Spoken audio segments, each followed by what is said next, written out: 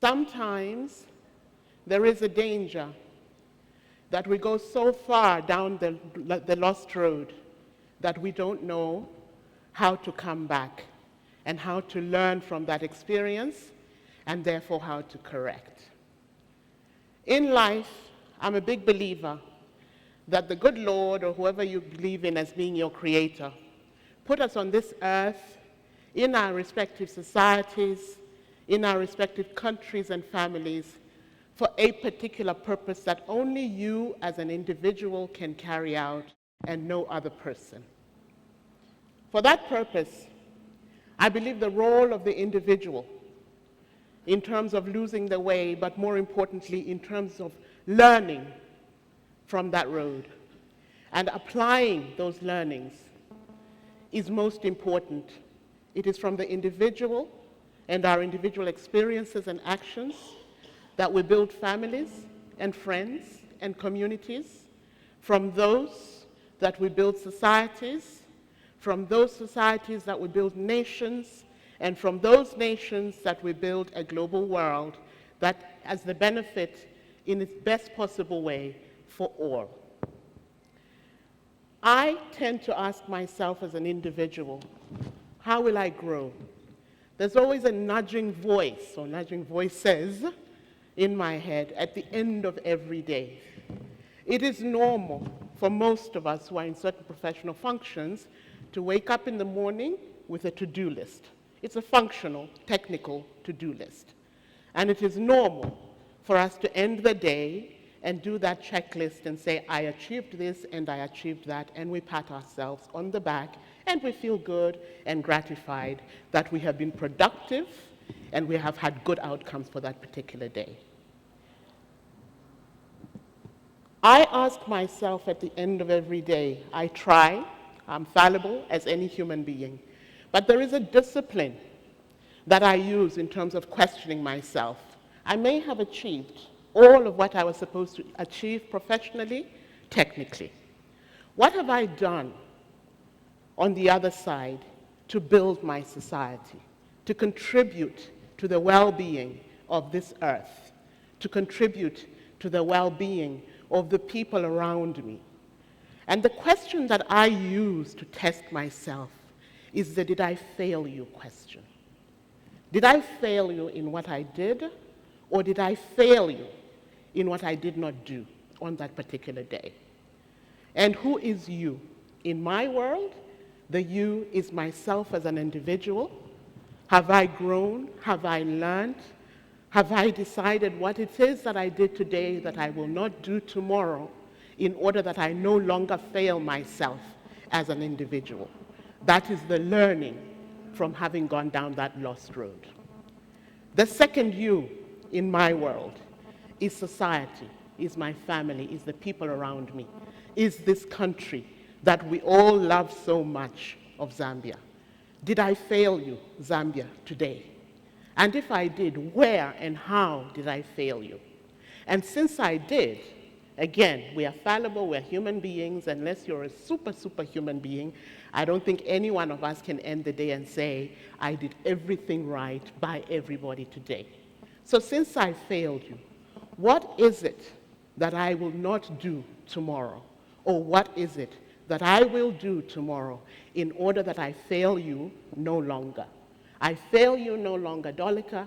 I fail you no longer, society. I fail you no longer, Zambia. I fail you no longer, global world. That is my did I fail question. You can apply the did I fail you question at different times to different things depending on where you are in life.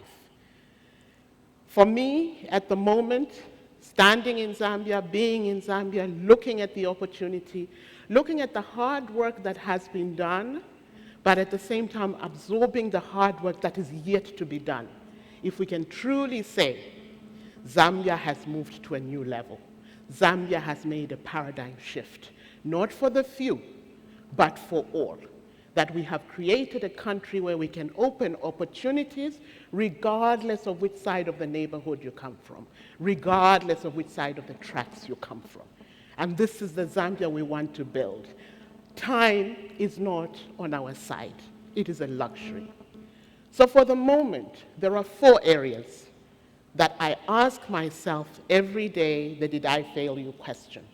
And these are the 4 areas that I hope and I would like for those of you who are in this room, but also for those who are not in this room. We cascade this message. The 4, I will call them vices that I feel we truly should reflect inside ourselves and ask the did I fail you question. The first one, disorder. The disrespect of law and order that we experience in this country today just amazes me. For many people, this slide tells you the hustle and bustle of a developing country. For me, this tells me that there is a breakdown in our systems and our laws. They are there on paper. Zambia has some of the most incredible laws that were designed many years ago. Enforcement is where we fail. Failure to obey law and order means that regardless of what you do as an individual, you will be pulled down by the broader infrastructure. So law without enforcement is what we're experiencing today. Many of you, wherever you live, regardless, Lusaka, Ndola, wherever it is, will see this. Sometimes it might even be just outside your doorstep. Can I go back to the previous slide, please? This, for me, is not development. This, for me, is a sanitation risk. This, for me, is a health risk. This, for me, is a show of unplanned and unmanaged growth. The same growth, enthusiasm, entrepreneurship you can take and put in a structured manner, you will have a very different story. We have failed. And the question whoever is involved in this should be asking themselves is, how have we failed? And what is it that we're going to do tomorrow to make sure that this market scene is a lot more organized and is creating wealth rather than just creating a hand-to-mouth subsistence kind of existence? So that's on law and order. The second one for me is corruption and bribery. The numbers are there. And it starts with the very little things in life. I go to get my ID renewed, or it's lost, I need a new one. Before the person who is sitting behind that desk and is paid to do that job even opens their mouth, they will assess how much is it that you can get out of me.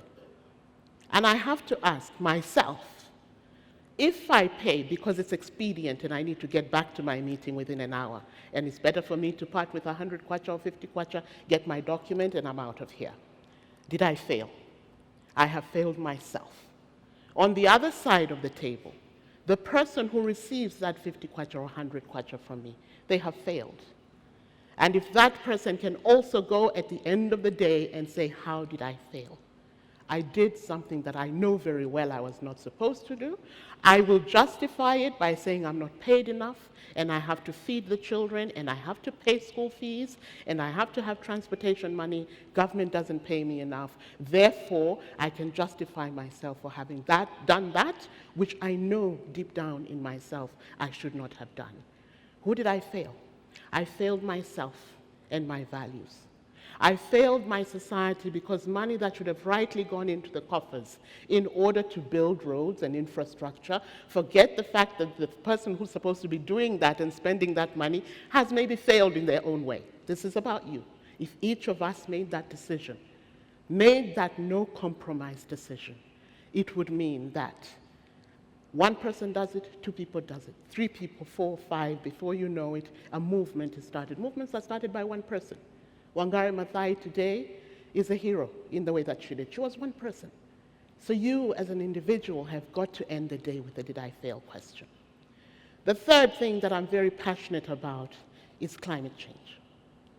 Today we are seeing, and we've seen some presentation this morning, the results of not caring for our environment and the beautiful country that we have been endowed with and bestowed with not caring enough. We fail when we cut our trees. We fail when we build unplanned buildings. We fail when we don't maintain the infrastructure. We fail when we throw plastic bottles into the drainage systems that are supposed to protect us from infrastructure. We fail when we have a city council. We have regulatory authorities who are supposed to make sure that there is a punity of some sort when we behave in that manner. But at the end of the day, if you're not part of the problem, of the solution, you are definitely part of the problem. And I wonder how many of us, because there is no sorting system in our homes for collection, we still put bottles and everything else and plastics into one. Suppose you went home today and said, I'm not going to do that. I'm not going to do that. I'm going to put my bottles in one, I'm going to put my paper in one, I'm going to put my biodegradables in another. It is you as an individual. Have I failed? There's somewhere a saying which I will paraphrase, that the earth that we have inherited from our ancestors is not ours to use to infinity. It is for us to be custodians in order that we can pass this earth on to our children and future generations in the same way that we inherited it, and they can enjoy it in the same way that we enjoy it. That is on climate change. My third point, and this is something I'm very passionate about, is drugs. Drugs and substance abuse in this country that goes unchecked. We are a small country population-wise when you compare to most.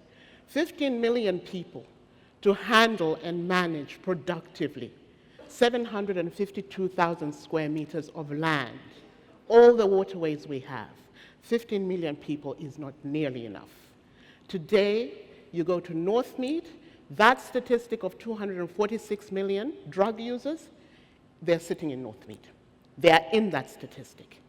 In some cases, they are sitting in our neighbor's house. Drugs in this country no longer has borders. It no longer has neighborhood. Substance abuse no longer cares where you live or where you go to school.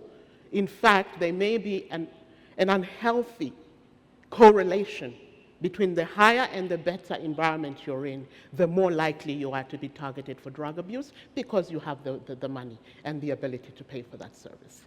I implore those who are addicted, and I sympathize, at the end of the day, ask yourself again the same questions.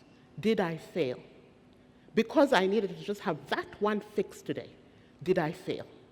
Whom did I fail? You failed yourself, you failed your family and your loved ones, you failed society because in dealing with you, the government has got to dislocate the national budget in order to put it into a hospital, Chinama, where you can be taken care of.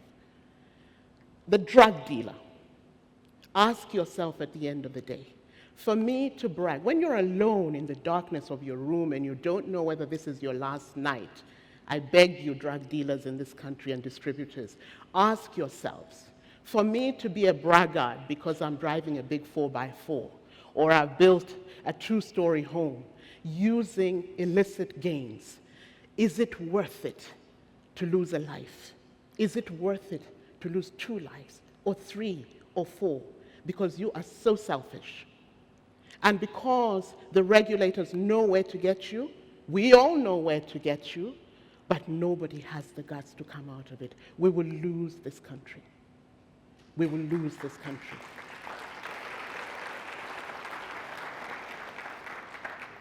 The did I fail question. Did I fail you? I said at the end of the day, life is like a balance sheet. Those of you who are bankers, I'm a banker, so I can never get away from using bank speak. You have a balance sheet, it has 2 sides. One side takes, the liability side takes, the asset side grows. On your income statement, you have 2 sides. You have the expense side, you have the income side. In the did I fail question, you have to ask yourself the same thing. At the end of the day, even if I'm standing here and I'm getting a clap, at the end of the day, can I truly say that on the qualitative and the quantitative side, I have asked myself calmly and patiently, in the words of Plato, what are my own thoughts? And how do I turn those thoughts into something good, such that at the end of the day, the did I fail you question can drive me to change what I did not do today in order that I can aspire, in order that I can have ambition, in order that I can have this altruistic desire to be able at the end of the day to say, the legacy of Dolika is she came, she saw, and she did something positive and productive and long-lasting about it. Ladies and gentlemen, did I fail you?